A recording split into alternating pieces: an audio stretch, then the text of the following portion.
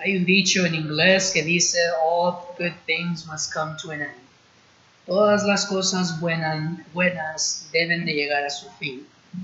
Ciertamente ha sido un gran gozo para este siervo de Dios y de ustedes poder estar juntos para adorar juntos, para cantar, para alabar a nuestro Dios y poder, ¿verdad?, disfrutar de la koinonía, que es decir, la comunión entre los santos. Como dije en la mañana, repito ahora en la tarde, reciban los más calurosos abrazos y saludos de los hermanos, sus hermanos de la Iglesia de Cristo y en South Peace. Y esperamos en Dios, ¿verdad?, de que la relación entre estas congregaciones pueda siempre seguir, ¿verdad?, en santidad y en gran comunión para apoyarnos las unas a los otros. Le invito a abrir su Biblia al Hebreos capítulo 13. Hebreos capítulo 13, comenzando desde el versículo 9. No os dejéis llevar de doctrinas diversas y extrañas, porque buena cosa es afirmar el corazón con la gracia, no con viandas que nunca aprovecharon a los que se han ocupado de ellas. Tenemos un altar del cual no tienen derecho de comer los que sirven al tabernáculo, porque los cuerpos de aquellos animales cuya sangre a causa del pecado es introducida en el santuario por el sumo sacerdote, son quemados fuera del campamento. Por lo cual también Jesús, para santificar al pueblo mediante su propia sangre, padeció fuera de la puerta. Salgamos pues a él, fuera del campamento, llevando su vituperio, porque no tenemos aquí ciudad permanente, sino que buscamos la porvenir. Así que ofrezcamos siempre a Dios, por medio de él, sacrificio de alabanza, es decir, fruto de labios que confiesan su nombre. Y de hacer bien y de la ayuda mutua no os olvidéis, porque de tales sacrificios se agrada Dios. Le invito a que ore conmigo. Eterno Rey y Sagrado Padre, que por la eternidad grande y glorioso sea su nombre por los siglos de los siglos. Padre eterno, gracias le damos una vez más por la oportunidad y por el privilegio, bendito Dios, de poder, Santo Dios, exponer su palabra para poder edificarnos mutuamente. Eterno Rey, como ya nuestro hermano lo ha pedido, Señor, ahora este siervo hace igual, rogándole y suplicándole, bendito Dios, que usted me permita recordar lo que he podido aprender, que pueda yo, Padre Santo, compartirlo de una manera sencilla, Padre Santo, pero sobre todo de una forma que le agrade a usted, Padre. Pero bendito Dios, al escudriñar su palabra, como hemos hecho en estas últimas 3 ocasiones, que bendito Dios, escudriñemos, Padre, todo lo que aprendamos, y al confirmar que su palabra se ha enseñado como usted la ha dejado, la pongamos por práctica para cumplir así su voluntad y no la nuestra. Padre, le pedimos, Señor Santo, que bendiga esta congregación, los hermanos que han permitido que su siervo, bendito Dios, comparte su palabra. Bendígales grandemente, Santo Dios, por ese amor y por esa oportunidad. Permita, bendito Rey, que pueda yo, Señor, cumplir con su voluntad y que pueda no solamente demostrarlo por palabra, sino en mi diario vivir. Perdónenos, bendito Dios, nuestras faltas, perdone nuestros pecados, y denos, Padre, la fuerza para siempre perfeccionar nuestra santidad delante de usted.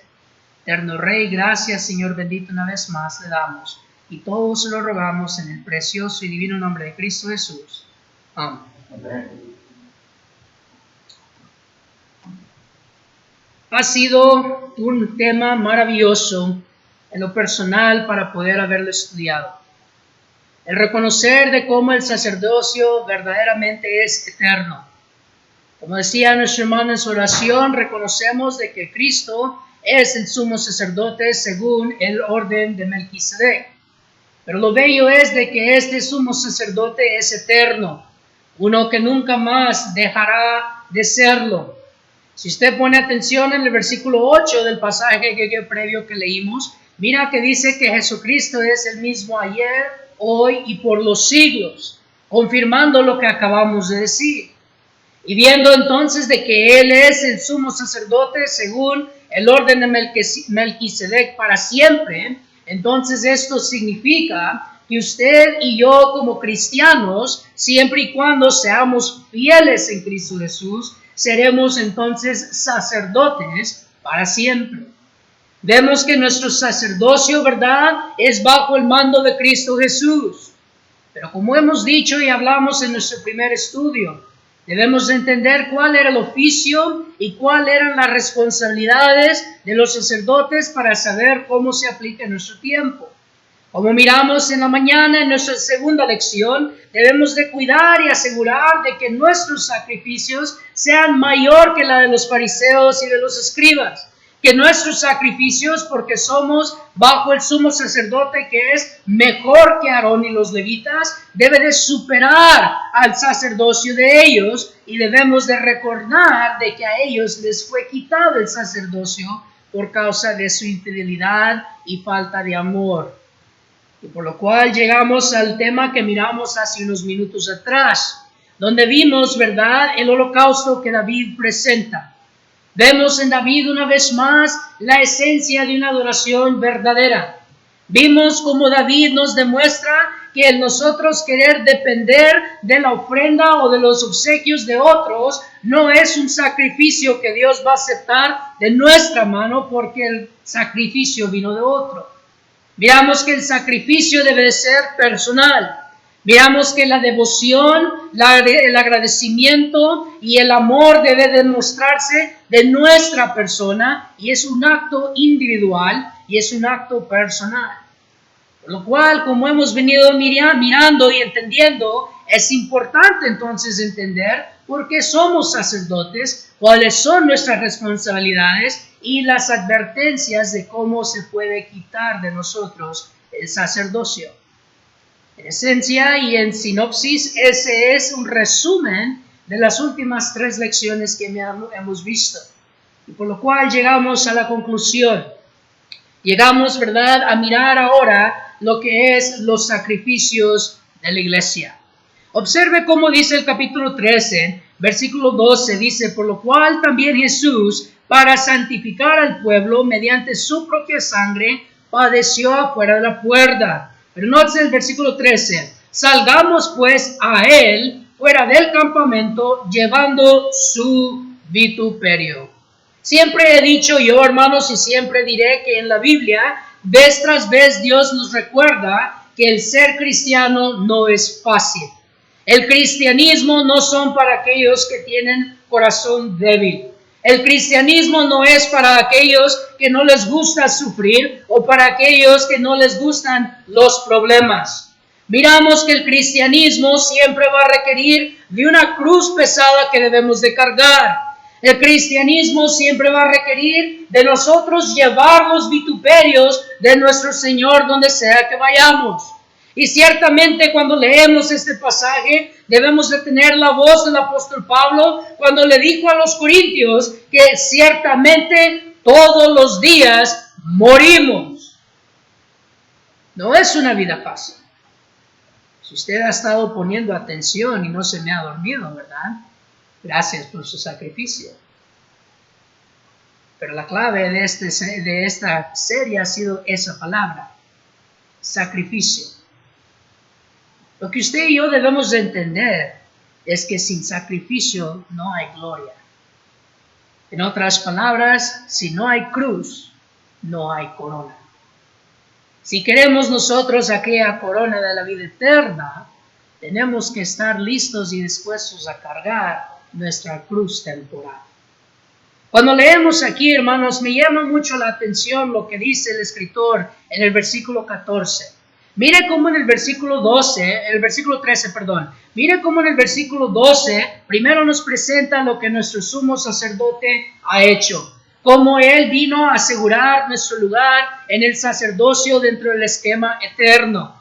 Pero observe cómo el primer sacrificio que usted y yo debemos de hacer comienza con aquella primera palabra: salgamos pues a él. Muchas veces, hermanos, nosotros queremos que Dios venga a nosotros. Muchas veces nosotros queremos que Cristo, aparte de haber sido crucificado, aparte de haber sido vituperiado, aparte de haber sido escupido y humillado, tenemos que encima de eso, bájate de esa cruz y ven a mí todavía. No queremos hacer nuestra parte. Queremos que Dios lo haga todo. Y sin embargo, dice el salmista en el Salmo 119, dándole gracias a Dios por las aflicciones, que fue por medio de las aflicciones que aprendió la ley de Jehová. El sacrificio, decíamos en nuestra clase previa, saca lo mejor de nosotros. Produce lo más puro de cada quien. Cuando nosotros nos encontramos en momentos de tribulación, cuando nosotros nos encontramos en momentos de desafío y dolor, o nos hace o nos destruye. Pero aquellos cuya confianza es Jehová, venimos a probar de la misericordia de Dios. Y nuestra fe viene a ser afirmada porque miramos, ciertamente Dios no me abandonó. Pero decíamos que David nos demuestra con su holocausto aquel agradecimiento que debemos de demostrar. Nótese, como decíamos en el versículo 14, porque no tenemos aquí ciudad permanente, sino que buscamos la porvenir. Buscamos una palabra, un verbo, una acción. Estamos buscando algo que aún no ha llegado. Estamos, como dice en otro capítulo de esta misma epístola, mirando a la invisible como hacía Moisés. Estamos nosotros andando por fe y no por vista. Y requiere mucho sacrificio poder sostener eso. Requiere mucho autodisciplina. Requiere bastante esfuerzo no perder esa fe y no echar atrás, ¿verdad?, todo el arduo trabajo que hemos puesto. Pero volvemos y seguimos, ¿verdad? Versículo 15. Así que ofrezcamos siempre a Dios por medio de Él. Dios no quiere algo solamente el domingo una hora. Dios no quiere algo solamente el domingo en la tarde. Dios no quiere que yo me presente delante de Él cuando a mí me conviene o cuando está dentro de mi poder. No, el texto dice siempre, en cada momento, pero no como yo quiera, no de acuerdo a mi voluntad, no de acuerdo a mi gusto. Observe una vez más, dice siempre a Dios por medio de Él. Es como el sumo sacerdote, Cristo Jesús, nos ha instruido que hagamos. Por lo cual, en los minutos que tenemos, estaremos viendo nosotros cómo los sacerdotes que somos nosotros debemos de oficiar en el templo. ¿Qué es lo que usted y yo debemos de ofrecer a Dios? Porque claro está de que ya no ofrecemos corderos. Claro está que ya no debemos de ofrecer machos cabríos, 2 palominos, tórtolas o toros, porque los sacrificios de los animales ya no tienen validez. Aquí porque Cristo vino y se ofreció a sí mismo. Al ofrecerse Cristo como el Cordero del mundo, ¿verdad? El Cordero de Dios que vino a quitar el pecado del mundo, dice Juan en Juan capítulo 1, versículo 19. Miramos nosotros entonces de que usted y yo ya no podemos ofrecer animalitos. Ya no podemos nosotros ofrecer aquellos animales inocentes cuya sangre era nada más una representación de la voluntad que Dios iba a hacer en su Hijo Cristo Jesús. Hemos visto cuáles son las responsabilidades de los sacerdotes. Hemos visto el peligro que corremos si no oficiamos bien. Y hemos visto el espíritu correcto, la esencia de nuestra adoración, cuál debe de ser. Por lo cual, lo único que queda en este estudio para entender bien el sacerdocio eterno es cuáles son aquellas ofrendas que podemos dar. ¿Qué es lo que Dios quiere que ahora le ofrezcamos? ¿Cuáles son los sacrificios espirituales, como dice 1 Pedro, capítulo 2, versículo 5, que Dios requiere del cristiano? Porque una vez más, 1 Timoteo, capítulo 3, versículo 15, para que si tardo sepas cómo conducirte en la casa de Dios, que es la iglesia, columna y baluarte de la verdad. Para ser buenos sacerdotes, hermanos, para poder nosotros cumplir la voluntad de Dios y que su nombre sea glorificado por nuestras acciones, Debemos entonces traerle a Dios lo mejor, pero debemos de saber qué es lo que Dios quiere que le entreguemos. Vaya conmigo a Romanos capítulo 6. Romanos capítulo 6, donde miraremos nuestro primer sacrificio. Romanos capítulo 6, versículos 12 al 14. No reine pues el pecado en vuestro cuerpo mortal, de modo que lo obedezcáis en sus concupiscencias, ni tampoco presentéis vuestros miembros al pecado como instrumentos de iniquidad, sino presentaos vosotros mismos a Dios como vivos de entre los muertos, y vuestros miembros a Dios como instrumentos de justicia. Porque el pecado nos enseñoreará de vosotros, pues no estáis bajo la ley, sino bajo la gracia. Lo primero, hermanos, que debemos de entender es que Dios quiere que le ofrezcamos nuestros cuerpos en sacrificio. Nótese cómo usted y yo vamos a sacrificarnos por medio de la templanza, es decir, por medio de la autodisciplina. Hermanos, Gálatas capítulo 5, versículos 20 en adelante, nos dice que usted y yo estamos en una guerra espiritual. La guerra es entre el espíritu y la carne. Dice la palabra de Dios aquí en Romanos capítulo 8 y capítulo 7, que la carne hace lo que el espíritu no quiere. Lo que vemos, hermanos, dice Efesios capítulo 4, es de que esta carne es adicta al pecado. Por lo cual usted y yo debemos de primero poner sobre ese altar, sobre ese fuego santo, este cuerpo para ser purificado. Cuando usted y yo venimos a ofrecerle a Dios nuestra ofrenda espiritual, siempre la hacemos por medio de la resistencia a la tentación. Usted y yo debemos de luchar en contra de aquellos deseos entrañables. Si usted mira la definición de la concupiscencia, la manera más sencilla de entenderlo es esa manera. Un deseo fuerte, un deseo que me seduce, un deseo que yo tengo que luchar en contra de mí mismo para resistirlo. Es algo que me gusta, pero sé que no lo debo de hacer. Note cómo dice el apóstol Pablo ahí, que no presentemos nuestros miembros al pecado como instrumentos de iniquidad. Cuando usted va al Proverbio 6 y usted lee como Dios dice, 6 cosas abomina Jehová. ¿Sabe cuál es una de las 6 o 7, que Dios viene a abominar? Los pies que corren a la violencia, dice el texto. Los pies que están listos para ir a correr donde está el pecado.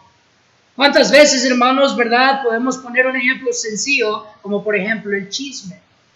Quizá venimos llegando, miramos 2 personas platicando, no sabemos ni lo que está platicando, pero nos llama la atención lo que dice. Entonces hacemos la pregunta, ¿a quién le pasó? ¿De qué están hablando? No resistimos y usamos de la prudencia, donde si miramos que 2 personas están en conversación, mejor dejar que ellos platiquen, no sea que seamos imprudentes. ¿Cuántas veces nosotros, hermanos, nos dejamos llevar por los deseos de esta carne? No, llegaré a la segunda hora porque estoy cansado. Mi cuerpo necesita un poco más de sueño. Por lo cual no voy a ir a la primera hora, como quiera, solo es el estudio bíblico. El cuerpo domina el espíritu en esa ocasión. No estamos presentando nuestros cuerpos como un sacrificio vivo a Dios. Muchas veces, hermanos, nosotros olvidamos sobre las espaldas de aquellos que estamos nosotros fundados. Dice Efesios capítulo 2, versículos 19 hasta el 22, de que nosotros debemos de sobreedificar sobre el fundamento de los apóstoles y los profetas. Va usted después a Santiago capítulo 5, donde se presenta a Job como el ejemplo de la paciencia, pero también son mencionados los profetas que fueron perseguidos por causa del evangelio. Nosotros, hermanos, estamos ahora aquí por el sacrificio que ellos hicieron. Ellos literalmente pusieron sus cuerpos en la línea por amor a la obra. Cuando usted va a Hebreos capítulo 11, el capítulo entero, usted debería de llenarse de lágrimas al mirar eso y al compararse y mirar cuán corto caemos. Porque literalmente miramos como ellos. No estaban ellos dispuestos a dejar que sus cuerpos dominaran su alma. No negaron a Cristo Jesús, a pesar de que los iban a quemar vivos, a cortar en mitad, cubrirlos de pieles que los iba a asfixiar, o llenarlos de sangre y tirarlos a perros rabiosos. Pero dice la palabra de Dios que el mundo no es digno de ellos. Y la verdad es que a veces, hermanos, la iglesia en el siglo XXI tampoco lo somos. Porque bien que nos gusta hablar del sacrificio de ellos, pero hasta ahí llegamos con la palabra. No estamos dispuestos a poner nuestro cuerpo en la misma posición porque no entendemos que eso es lo que Dios pide de su iglesia. ¿Qué ganará el hombre? Dice el Señor Jesucristo. ¿Qué le sirve al hombre si ganara el mundo entero, pero perdiere su alma? Esto Dios lo había dicho anteriormente en Jeremías capítulo 17, cuando dice: maldito el varón que confía en el hombre, observe, y pone carne por su brazo. Esa maldición, amigo, hermano y hermana, sigue de pie hoy en día. Por eso hablábamos de los peligros de perder nuestro sacerdocio. Pero seguimos adelante y miremos ahora en Efesios capítulo 4. Efesios capítulo 4, comenzando desde el versículo 17. Efesios capítulo 4, comenzando desde el versículo 17. Dice la palabra de Dios: esto pues digo y requiero en el Señor, que ya no andéis como los otros gentiles que andan en la vanidad de su mente, teniendo el entendimiento entenebrecido, ajenos de la vida de Dios por la ignorancia que en ellos hay, por la dureza de su corazón, los cuales después que perdieron toda sensibilidad, se entregaron a la lascivia para cometer con avidez toda clase de impureza. Mas vosotros no habéis aprendido así a Cristo, si en verdad le habéis oído y habéis sido por él enseñados conforme a la verdad que está en Jesús. En cuanto a la pasada manera de vivir, despojaos del viejo hombre, que está viciado conforme a los deseos engañosos, y renovaos en el espíritu de vuestra mente, y vestíos del nuevo hombre, creados según Dios, en la justicia y santidad de la verdad. Debemos de nosotros presentar nuestra mente delante de ese altar. Muchas veces, hermanos, nosotros queremos argumentar en contra de Dios. Queremos discutir con Dios. Queremos pleitear con Dios. Pero Dios todo lo sabe, hermanos. Muchas veces nos queremos excusar y justificar delante de Dios. Pero Dios conoce nuestro corazón. Y aquí vemos nosotros, hermanos, que cuando nosotros no hemos entregado nuestra mente, esta carne va a seguir viciada. Si nosotros, observe cómo en el versículo 21, hay un sí condicional.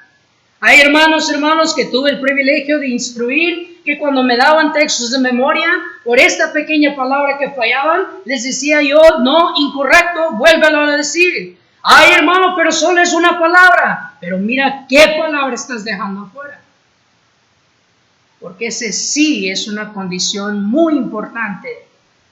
Y ese sí viene a poner en mucha duda nuestra espiritualidad.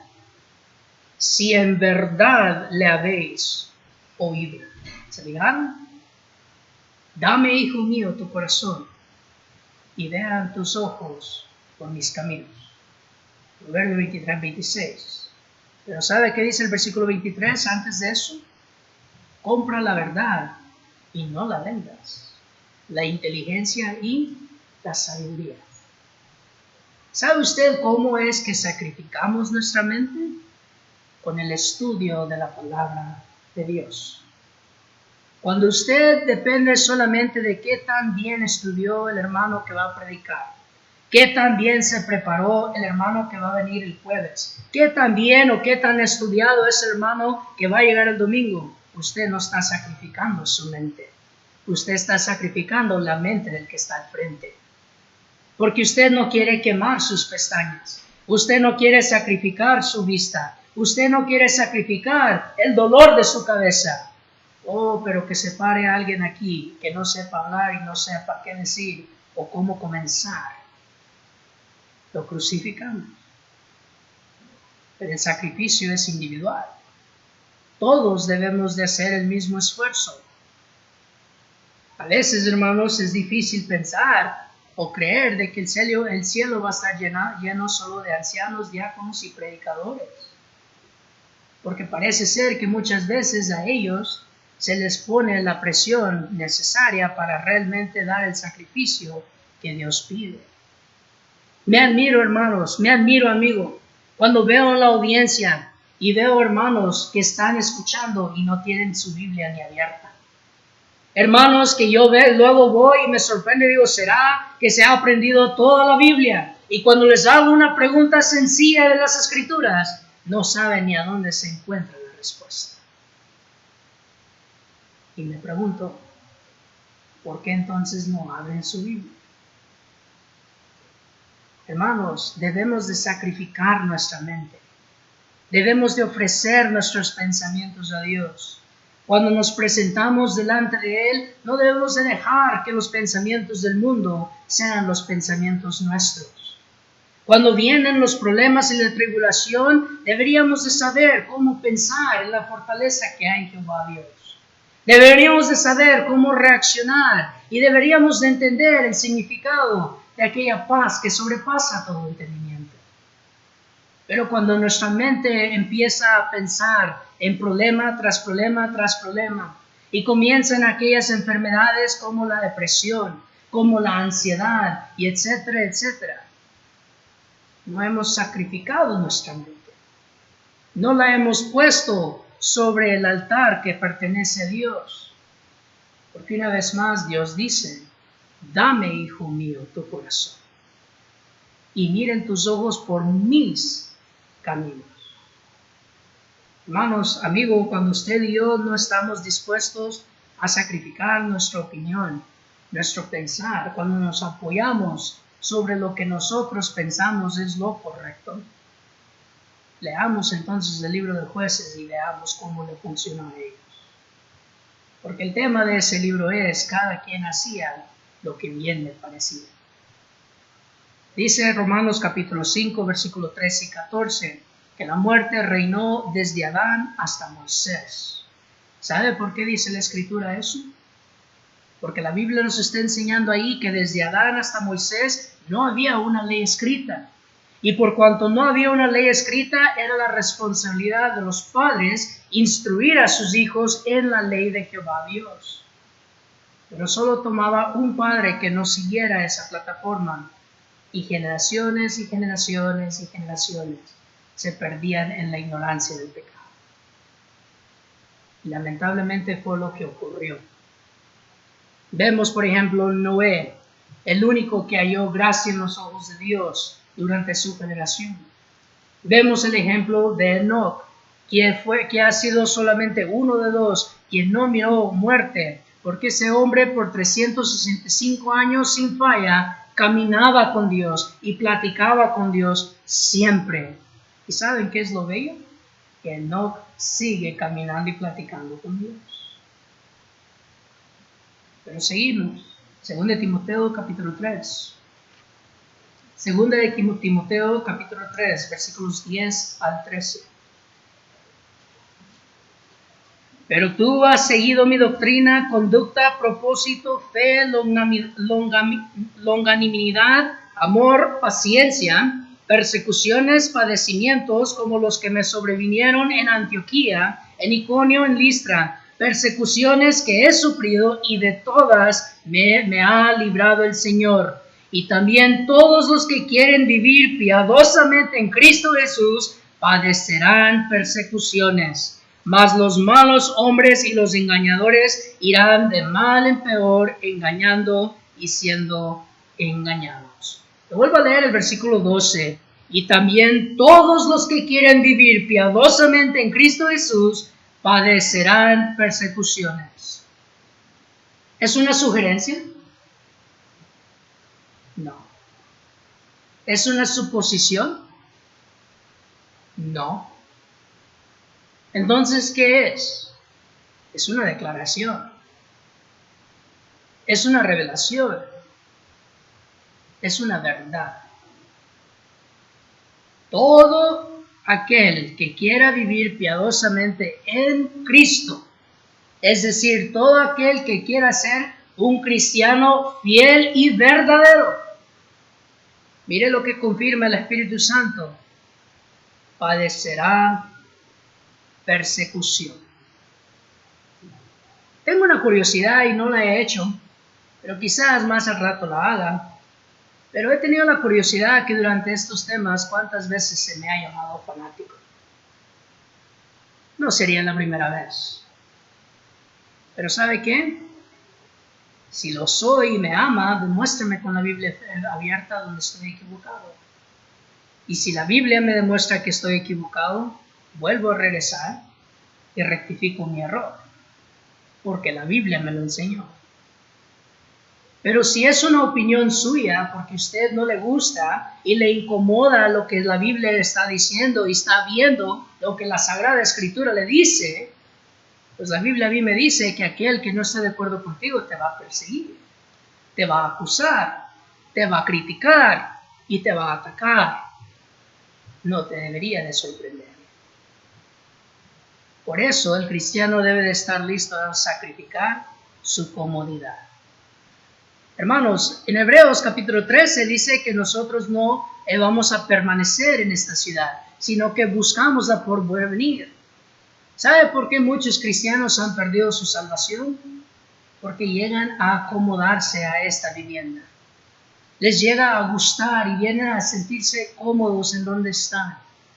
Muchas veces los cristianos, hermanos, perdemos de vista el cielo porque nos quedamos con los ojos aquí en la tierra. Y no queremos sufrir, por lo cual agarramos una mentalidad de llevarla por la paz. No queremos resistir a aquellos falsos maestros, no queremos resistir a aquellos frutos infructuosos, no queremos resistir el mal porque no nos gustan los problemas. Es muy incómodo. Y créanmelo, el hecho de que uno lo hace no significa que el yo hablar ahorita acá y decirle a usted que creo y sé cómo piensa de mí, me da a hacerme sentir cómodo en decirlo. Por algo me tuvieron que traer un pañuelo, por algo sudo. Les pido disculpas que el hermano tuvo que bajar más el aire, ¿verdad? Pero lo bueno es que hay que estar incómodos, ¿verdad? La cosa es esta, hermanos. La razón por qué el cristiano no se debe de sentir cómodo es porque el cristiano debe recordar que vamos a algo mejor. Porque nos debemos de recordar y entender de que este es el desierto que usted y yo estamos cruzando durante esos 40 años metafóricos. Y si nos llegamos a sentir cómodos, vamos a perder el deseo de querer ir y morar con nuestro Dios eternamente. Por eso Romanos capítulo 12, versículo 2, nos dice, no os conforméis a este siglo. Es decir, no te conformes o no te adaptes, no te acomodes al pensamiento popular, no te acomodes a la norma. Sigue lo que yo te enseño y habla lo que yo hablo, sea popular o no. Hermanos, nos encanta escuchar sermones del amor, la misericordia y el perdón, pero debemos de también predicar de la ira de Dios, del castigo eterno y del juicio venidero. Nótese que Pablo, a pesar de que estaba él encarcelado injustamente, y a pesar de que él tuvo 3 jueces injustos, a todos les hablaba de estos mismos temas. Félix, hermanos, se espantaba porque Pablo le hablaba de estas cosas. Él estaba en cadenas, él estaba encarcelado, y a pesar de estar en esa posición, él no dejaba de predicar lo que no era popular.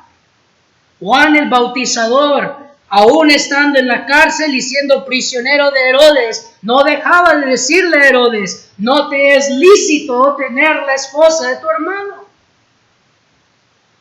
¿Y sabe cómo terminó Juan? Sin cabeza, por hablar la verdad. ¿Usted cree que es cómodo que le corten la cabeza injustamente? Muchas veces, hermanos, cuando empezamos a nosotros a tomar decisiones en cuanto a la adoración, en cuanto a nuestra vida espiritual, y las empezamos a acomodar a nuestra vida cotidiana, estamos entonces perdiendo de vista nuestro oficio como sacerdotes. Porque vamos al templo buscando el animal que comprar, en vez de tomar el tiempo en criar, en encariñar y traerle a Dios aquello que nosotros mismos preparamos desde el día que nació para entregárselo a Él. Quiero hacer un pequeño paréntesis aquí, porque aquí es donde recuerdo yo el ejemplo de Ana en el primer libro de Samuel, capítulo 1 hasta el capítulo 3. Esa mujer era estéril. Ella oró por un hijo, pero cuando ella ora por su hijo, en esa misma oración lo pide por un propósito específico, para regresárselo a Dios. Para una mujer que nunca había tenido hijos, para una mujer que siempre había sido atormentada por su rival por no tener hijos, para finalmente poder tener un hijo y entregarlo porque fue el voto que hizo. ¿Usted cree que fue fácil? Pero ella lo hizo. Lo entregó a Jehová.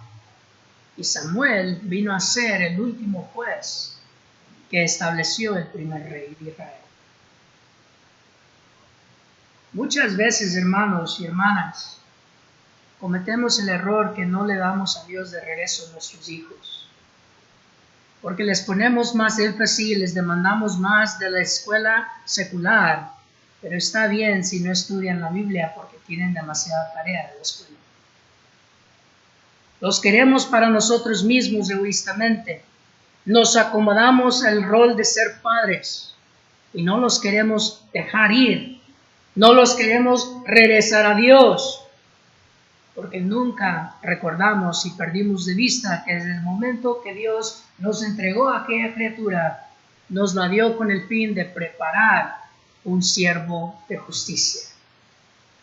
Como aquel pastor que le dolía soltar su cordero, el padre sacrifica mucho cuando suelta a su hijo, a su hija, a ser a un cristiano fiel. Me acuerdo mucho de mi padre yo, y siempre le digo a él gracias.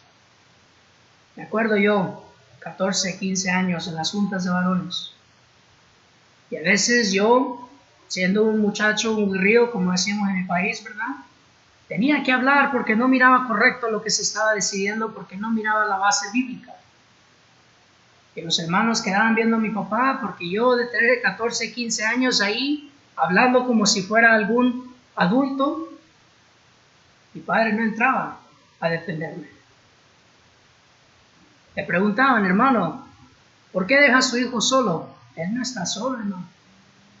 Dios está con él. Es cristiano, vos tiene también el oficio que es a Dios. Pero mi padre le dolía. Él sufría. Ya de adultos que él me revela, yo me mordía la lengua, hijo, por no hablar. Pero a la vez me llenaba de lágrimas los ojos verte a ti hablar con la Biblia en mano. Quería defenderte, pero a la vez miraba yo, no, Dios está con él. Fue duro, y aún es duro, pero él no se acomodó. Ana no se acomodó.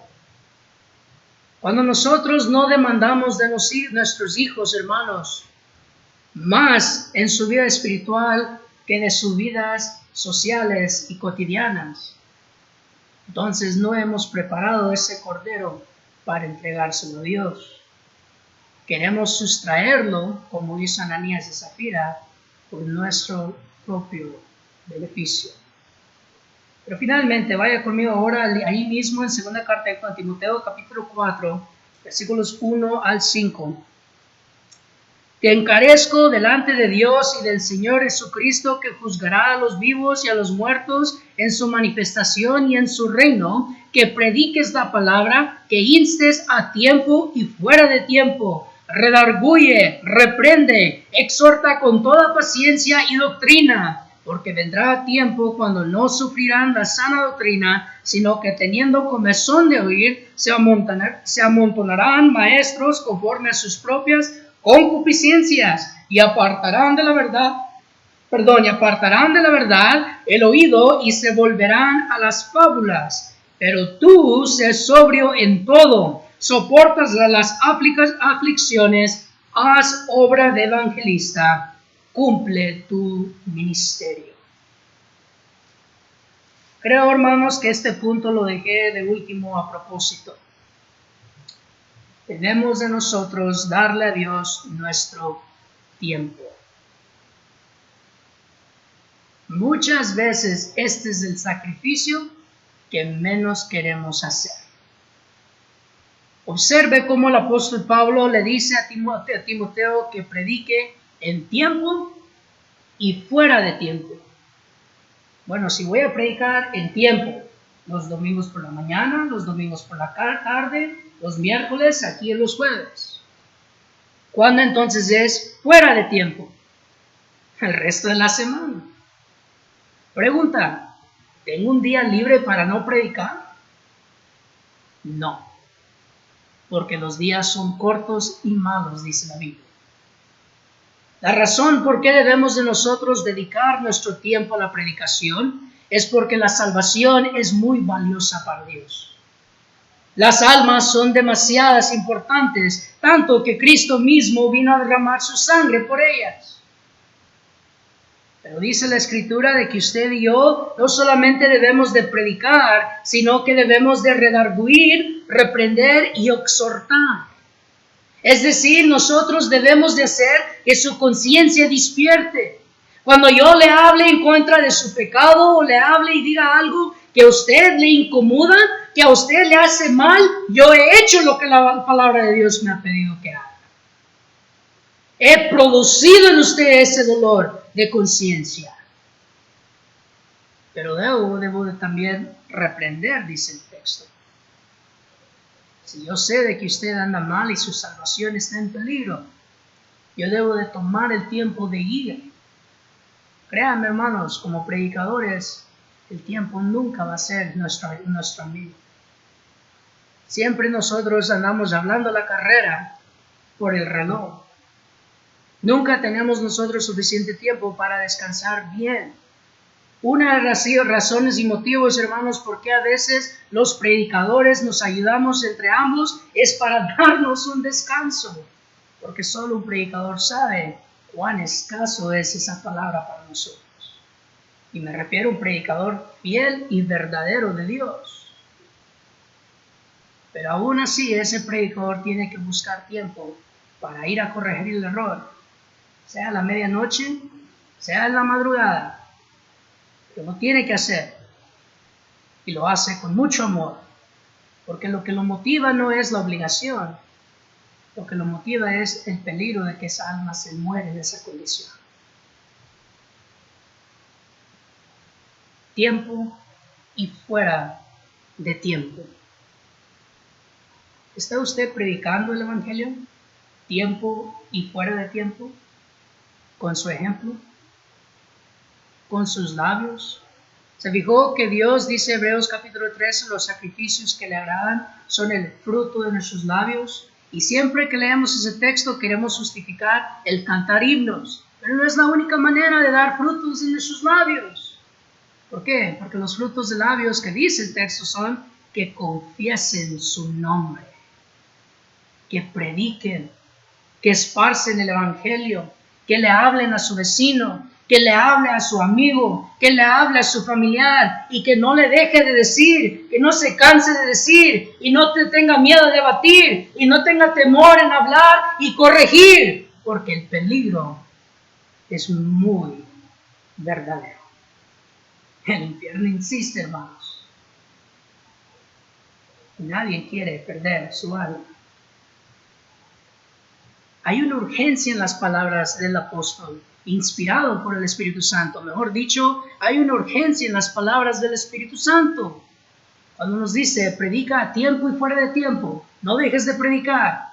No es tiempo para reposar, no es tiempo para descansar, porque la mies es mucha.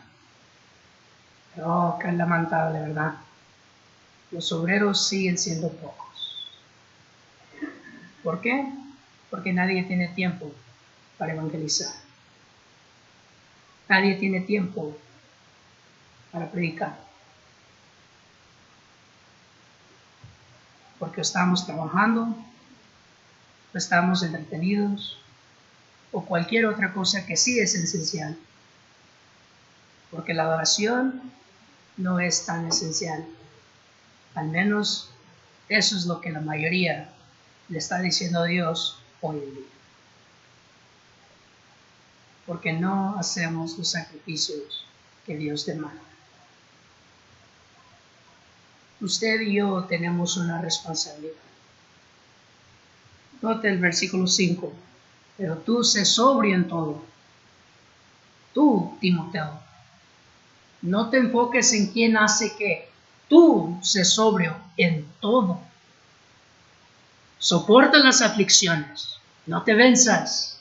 Aguanta. Aguanta como un buen soldado del Señor. Haz obra de evangelista. A mí me admira esta parte. Porque primero Pablo dice, soporta las aflicciones. Y después dice, haz obra de evangelista. En otras palabras, vas a sufrir como evangelista. Te van a odiar. Te van a criticar. Te van a lastimar.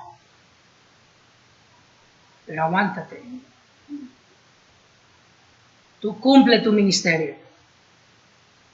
Te guste el hombre o no.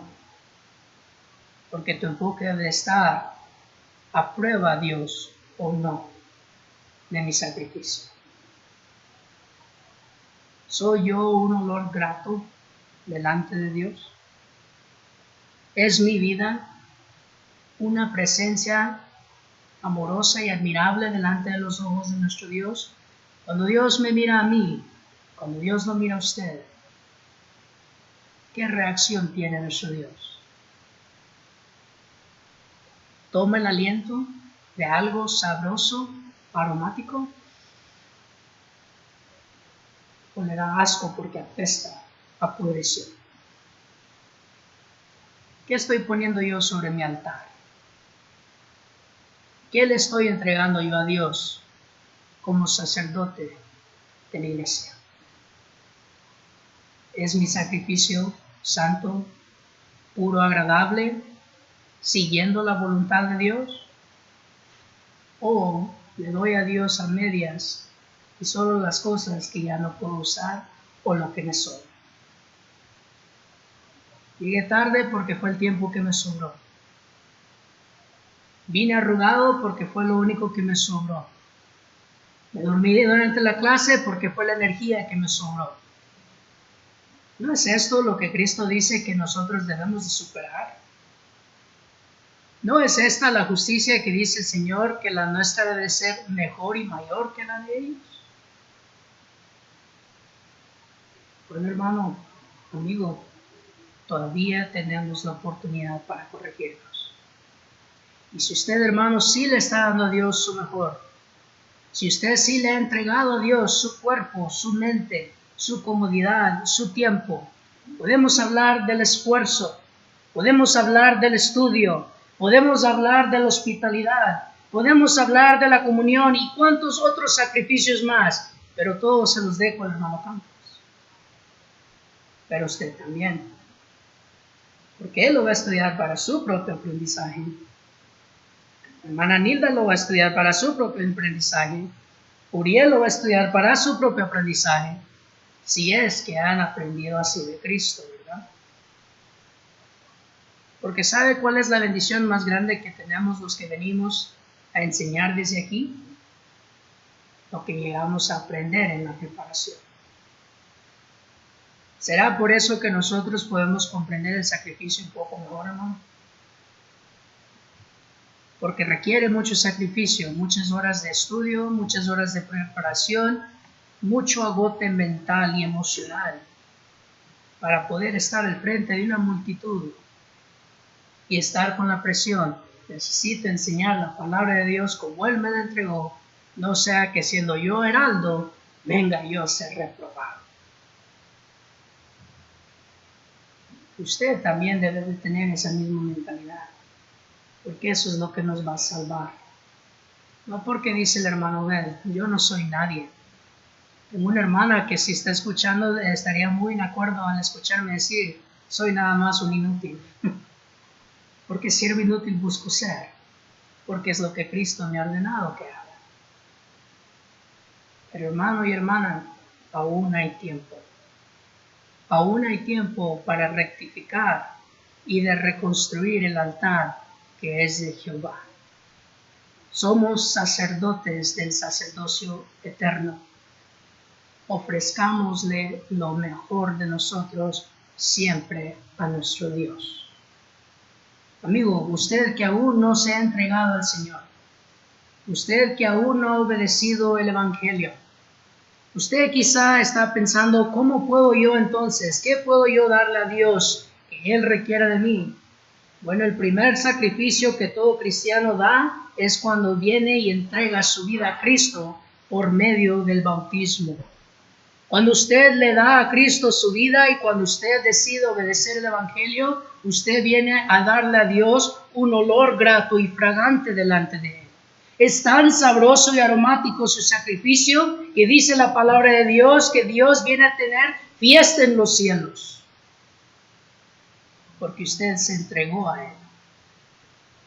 Pero usted tiene que hacerlo por su propia cuenta. Usted tiene que estar dispuesto a poner su vida en ese fuego santo para purificarle. Usted tiene que dejar que el viejo hombre sea quitado de usted para levantarse y andar en vida nueva. Y de ahí en adelante usted entonces puede empezar a desarrollar su cristianismo y puede empezar a oficialmente servir en la casa de Dios como un sacerdote escogido y de la realeza eterna. ¿No quiere ser usted parte de ese linaje escogido? ¿No quiere ser usted parte de ese real sacerdocio que hemos visto durante estos días? Si hay alguien entre nosotros que está listo a obedecer o está en necesidad de oración porque no le ha dado Dios lo mejor, sino que le ha dado Dios las obras, lo que apesta y lo que Él no quiere. Si usted quiere corregir ese error y necesita nuestra ayuda o las oraciones de la iglesia, le invitamos que pase al frente mientras nos ponemos de pie y cantamos un himno de invitación.